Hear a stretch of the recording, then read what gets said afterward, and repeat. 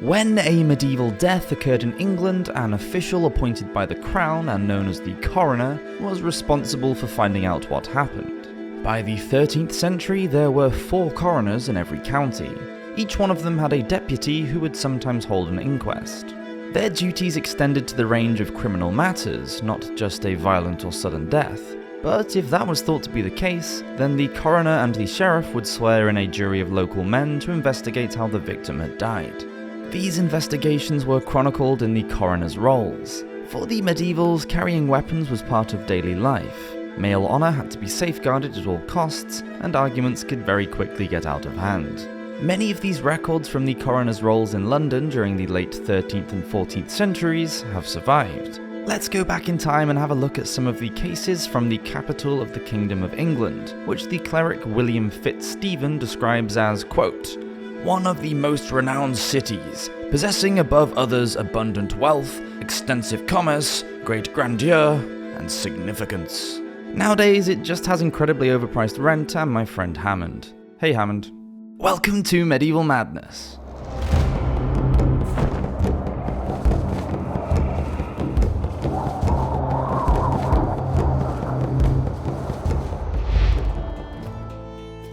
The death of Michael Cardoyl.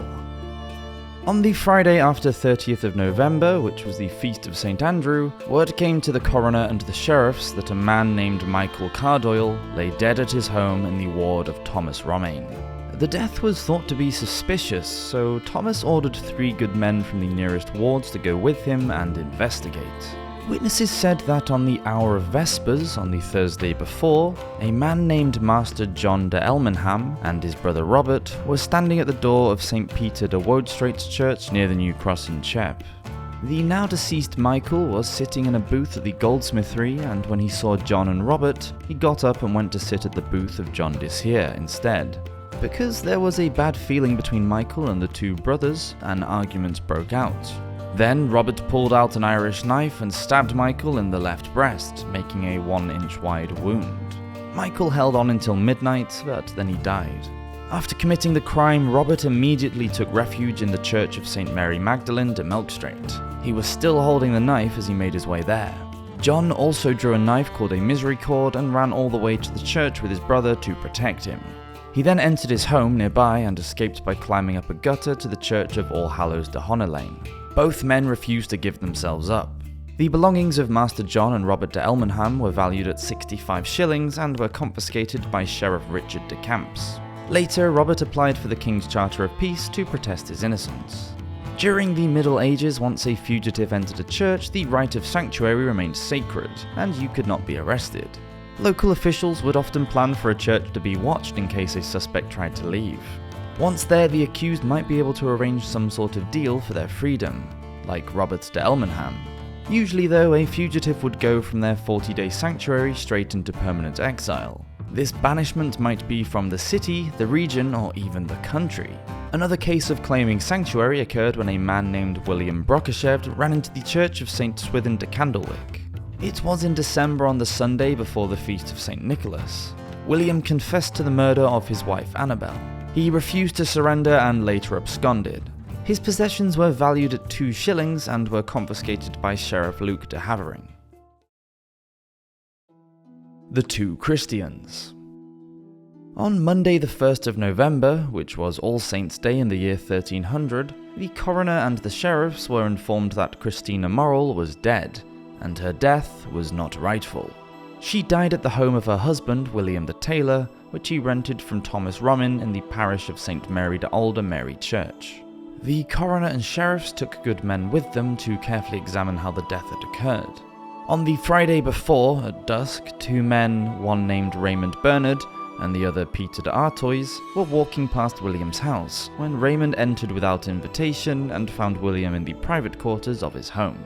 Raymond accused William of selling a coat that was meant for him. A fight broke out and Raymond attacked William. Christina tried to stop the altercation and got between the 2 men. Raymond kicked her just above the navel with his foot and she fell down. She lived on until the following Sunday, but then she died from the said kick in the hour of prime. It was noted that Peter did not aid and abet Raymond, but went home as Raymond entered the house. After the crime, Raymond went to the hostel where he was staying with Peter. He was later informed of Christina's death by his mistress Margot. He immediately ran away with her to an unknown location. The body was viewed, and the stomach was indeed blue and inflamed below the navel. According to the time of year, prime began at about 6 o'clock. Christina de Maistre's story was a different one altogether though. She was found dead in the churchyard of St Mary de Walcherchaw in the ward of Walbrook. On Monday the 20th of November 1301, the coroner John de Clerk and the sheriffs of London were informed of the death, and they proceeded to investigate with good men. They found that at dusk on the Sunday before, William de Salray of Kershalton met Christina in the east corner of the churchyard, and he asked her to stay with him for the night. She refused and tried to run away, but William became very angry and drew out an Irish knife. He stabbed Christina under her right shoulder, causing a wound that was 6 inches deep and an inch long. Immediately after the crime, there was a cry, and William was captured and taken to Newgate Prison. The body was viewed, and the wound was seen. William was taken before the justices at Newgate on the 30th of November, which was just before the feast of St Andrew. The jury condemned him to death, and he was hanged.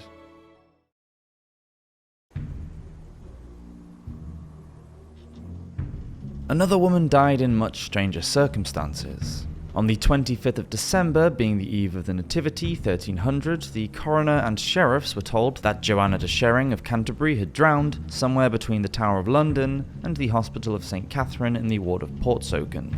Having gathered good men from both within and without the parish, the coroner went to find out the circumstances of the death. On Friday the 21st of December, before the feast of St Thomas, Joanna ran to the gate of Billingsgate, being chased by Lawrence Le Poulter, the king's poulterer who was in charge of looking after the monarch's chickens and other fowl. It was said that Lawrence somehow incited Joanna to drown herself. Asked why Lawrence had acted in that way, or why Joanna had thrown herself in the River Thames, no one seemed to know, but there were no other suspects. There were no visible wounds on the body, and Lawrence was taken to Newgate. He was later acquitted by a jury on Wednesday after the feast of St Hilary on 13th of January 1301. Edmund de Brekkles. It was on Trinity Sunday the 10th of June 1324 that the body of Edmund, who was a chaplain, was found in the house of John de Maltone and Juliana Ounsole in the ward of Bishopgate.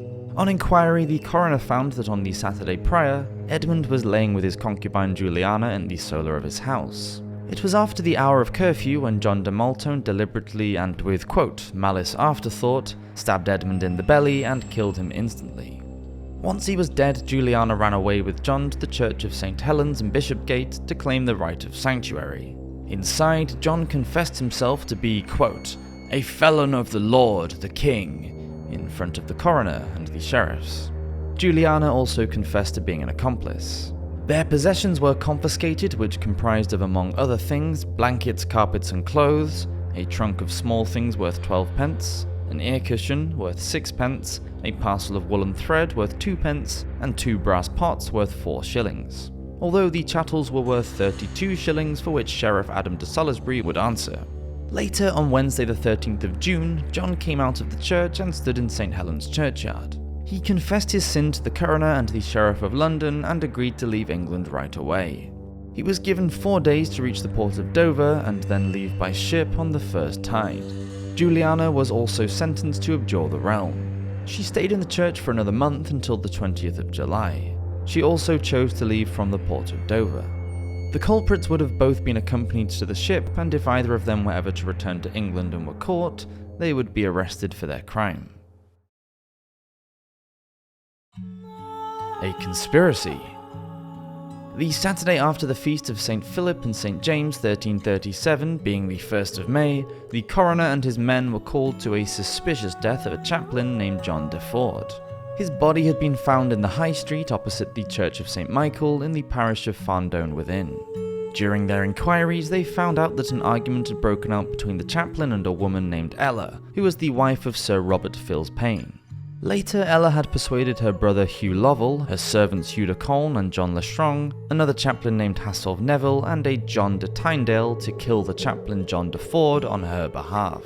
Then, on the, quote, preceding Friday after the hours of Vespers, they waylaid John Leford, and whilst Hassolf engaged him in pleasant conversation, Hugh Lovell, Hugh de Colne, and John Lestrong met them, and Hugh Lovell struck John de Ford with a knife on the throat, whilst Hugh de Colne and John Lestrong struck him with long knives on the belly, inflicting mortal wounds of which he died. Then all of the suspects fled, and no one knew where. This record is typical of the coroner's reports, which contained little information about what happened to the suspects of a crime, or indeed what happened, if anything, to Ella for inciting the stabbing in the first place. Whether these suspects were ever caught or put on trial for their alleged crimes remains a mystery. And it's worth remembering that the records were made by groups of local men who had carried out the investigations. It's difficult to know how unbiased they were. They may have known the victim or the accused, or even both. It's also difficult to know how meticulous they were in their examination and questioning. It's possible that without modern crime detection techniques, a lot of their investigating just came down to guesswork. Though the reports do give us a small glimpse into how murder was part of everyday life for the medievals, and they're just fascinating to read nowadays. Thank you for watching this episode of Medieval Madness. Do hope you've enjoyed it, and please do subscribe to the channel if you want to see more videos like this. Cheers, see you next week.